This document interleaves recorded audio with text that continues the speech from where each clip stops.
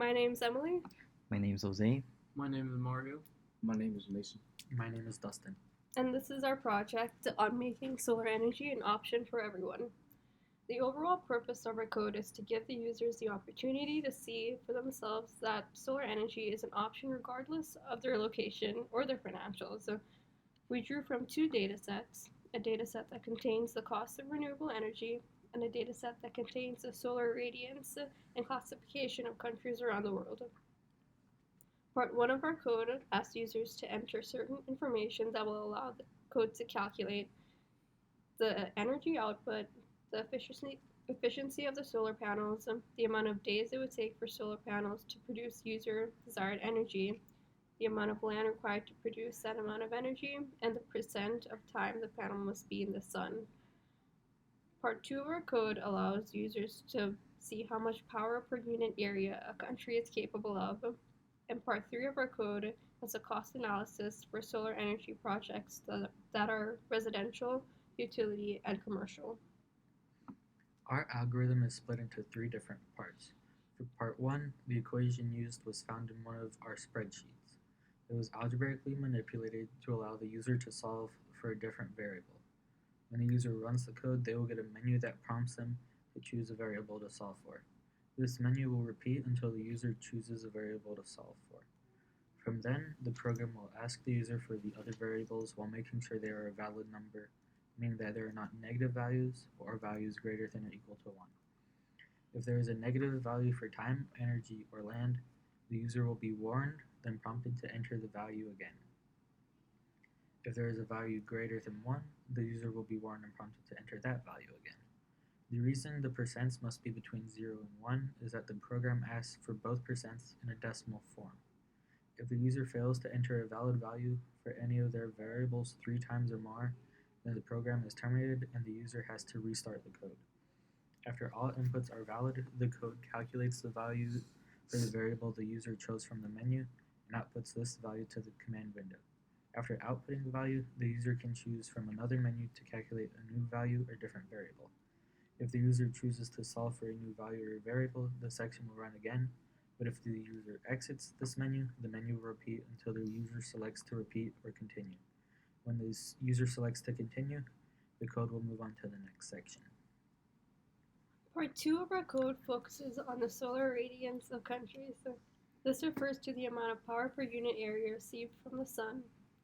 Each country is classified by its solar irradiance, and the user can either choose to see the countries in all the groups or one chosen group.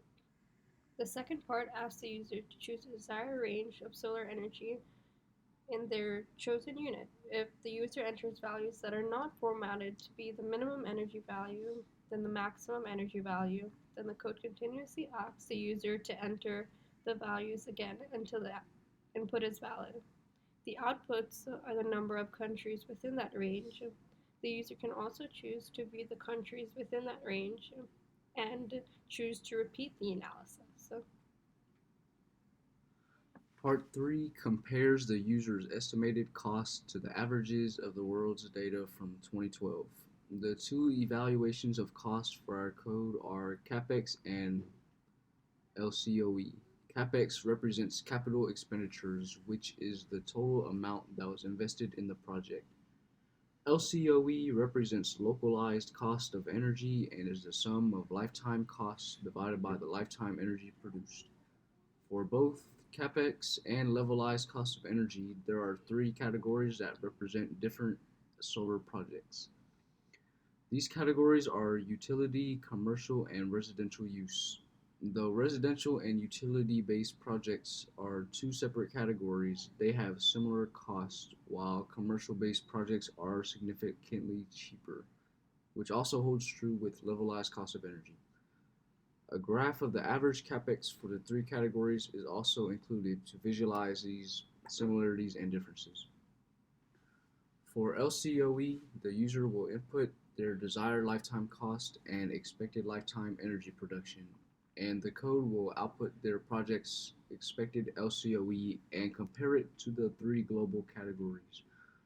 For CapEx, the user will input the desired amount of wattage and the code will output the estimated cost of the capital expenditures of their project and compare it to the three global categories as well. So the test cases and results of our code are pretty straightforward.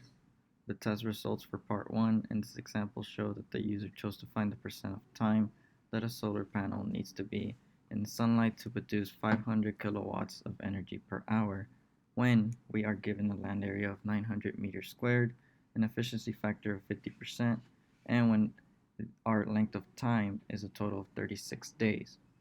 The end results given to us from using our code says that the percentage time the solar panels must spend under the sun to produce 500 kilowatts of energy is 3.09%.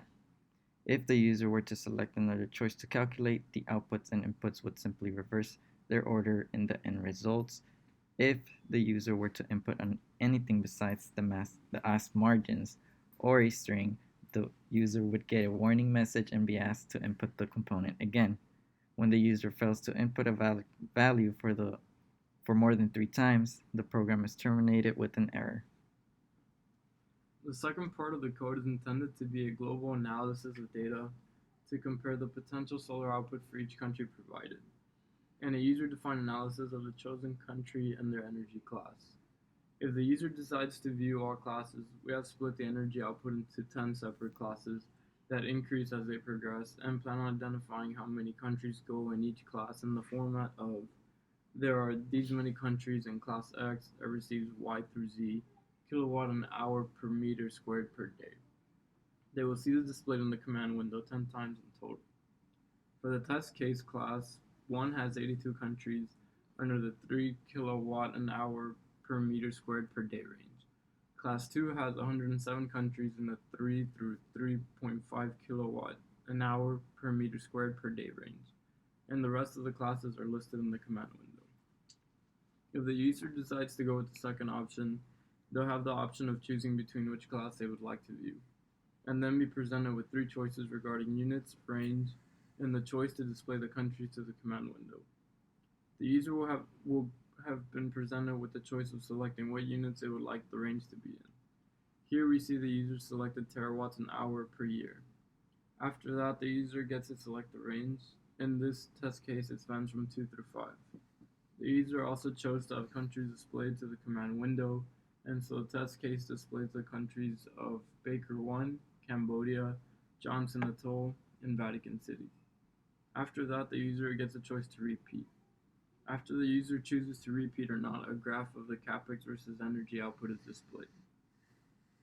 For the last part, the inputs include lifetime cost, lifetime production, and energy output.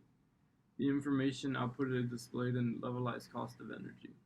Here for the test case, the lifetime cost is $1 million and the lifetime production is 4 million megawatts per hour. The levelized cost of energy of 0.25 for the project is less than average for both the LCOE for utility and for residential, with the use of solar energy being 0.2983 and 0.2762 for utility and residential respectively. The LCOE of 0.25 for the project is greater than the average for LCOE for commercial use of solar energy of 0.2142. For the wanted energy output that has been input by the user, the command window will display the capital expenditure and display a cost for 3 different sections. In the test case, the wanted energy output is $25,000 and the expected cost of capital expenditures for utility, residential, and commercial based on data from 2012 is about $185,000, $193,000, and $97,000 respectively. Overall, the code allows users to assess solar energy data that is personalized to their needs and that is easy to digest. The most important aspect of our code was that it could be easily understood by everyone.